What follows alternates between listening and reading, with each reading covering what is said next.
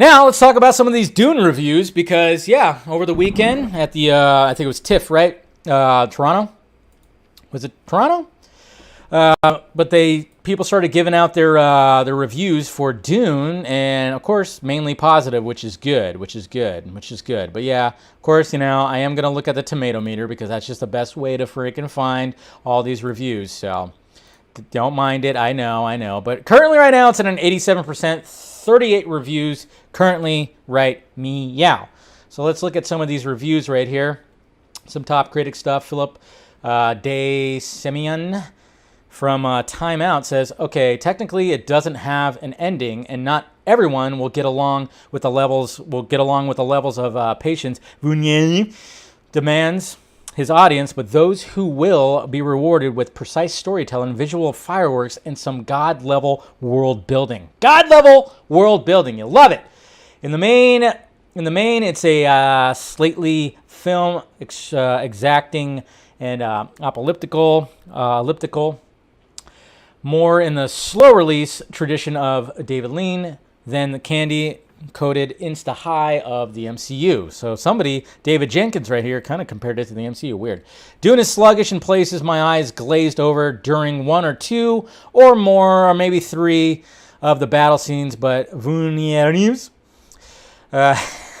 conviction counts for a lot. So even though she kind of slammed it a little bit, she still gave it a good review. The casting choice is poor. It's a small but noticeable chip in the paint when it comes to Dune, a work that's otherwise of such intimidating grandeur, and it's hard to believe it even exists in the first place. But that's still a positive review. 5 out of 5. So she's just like, it's funny how the people are like kind of digging into it a little bit, but still giving it a positive review. While the novel provides an excellent roadmap to better assist in jumping into world,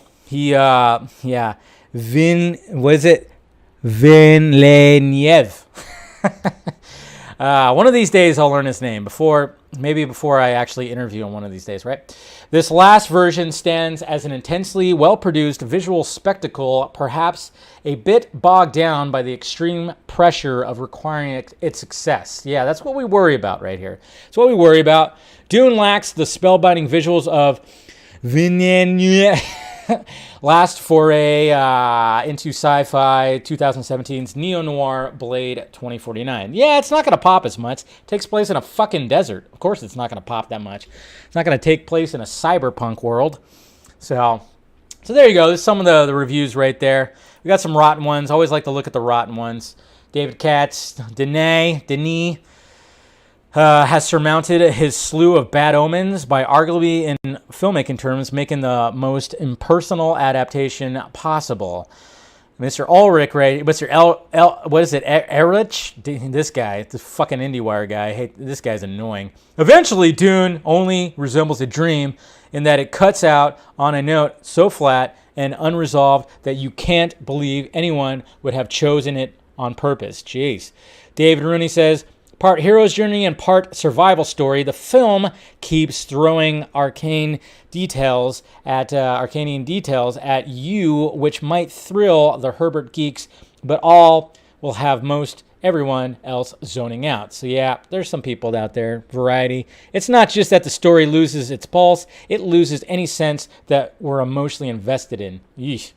So yeah, there's always going to be those little sticklers right there. I don't know. I just kept seeing masterpiece.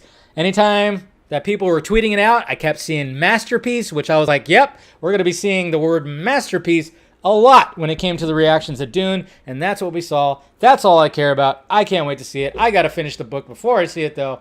I'm lagging on a little bit, but I'll definitely I'll squeeze it in there, at least the first half, because obviously we're only getting half the book, so I'll at least have that first part of the story done, but can't wait next month.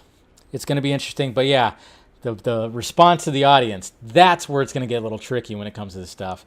That's what I'm kind of worried about, because I'm just like, great, another beautifully shot movie. Yes, it's a slow burn, but it's great. It's cinema, and